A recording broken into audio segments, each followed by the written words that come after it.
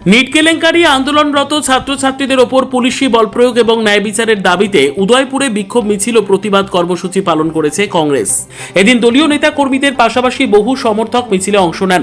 শহরের বিভিন্ন গুরুত্বপূর্ণ সড়ক পরিক্রমা করে বিক্ষোভ মিছিলটি অনুষ্ঠিত হয়। মিছিল থেকে প্রতিবাদকারীরা নিট কেলেঙ্কারির নিরপেক্ষ তদন্ত, আন্দোলনরত ছাত্রছাত্রীদের ওপর পুলিশি হামলার নিন্দা এবং ঘটনার জন্য দায়ীদের বিরুদ্ধে কঠোর আইনানুগ ব্যবস্থা গ্রহণের দাবি জানান। বিক্ষোভে কংগ্রেস নেতারা অভিযোগ করেন, নিজেদের ন্যায্য দাবি আদায়ে আন্দোলন ছাত্রছাত্রীদের ওপর লাঠিচার্জ ও বলপ্রয়োগ গণতান্ত্রিক অধিকারের পরিপন্থী। তাদের দাবি, আহত ছাত্রছাত্রীদের সরকারি খরচে উন্নত চিকিৎসার ব্যবস্থা করতে হবে।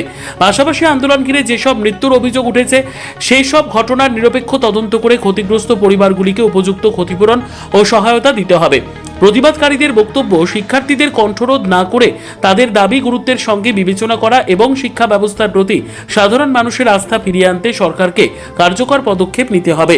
বিক্ষোভ কর্মসূচি শান্তিপূর্ণভাবে শেষ হলেও নিট কেলেঙ্কারি ও ছাত্রছাত্রীদের নিরাপত্তার বিষয়টি নিয়ে কংগ্রেস ভবিষ্যতেও আন্দোলন চালিয়ে যাওয়ার হুঁশিয়ারি দেন।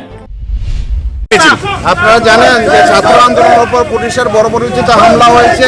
কেলেঙ্কারি নিয়ে আমরা শিক্ষামন্ত্রীর পদত্যাগ আমরা দাবি করেছিলাম। আজকে সেখানে শিক্ষামন্ত্রী পদত্যাগ করেছেন। এটা এই দেশের ছাত্রদের এবং যুবকদের আন্দোলনের জয়।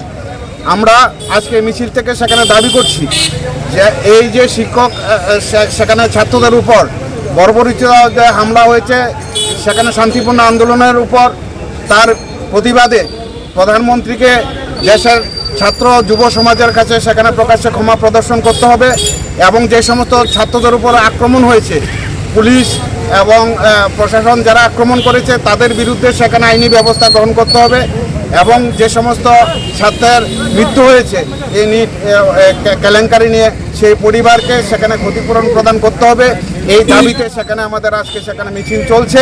আমাদের আন্দোলন আরও তীব্র থেকে সেখানে তীব্রতর হবে।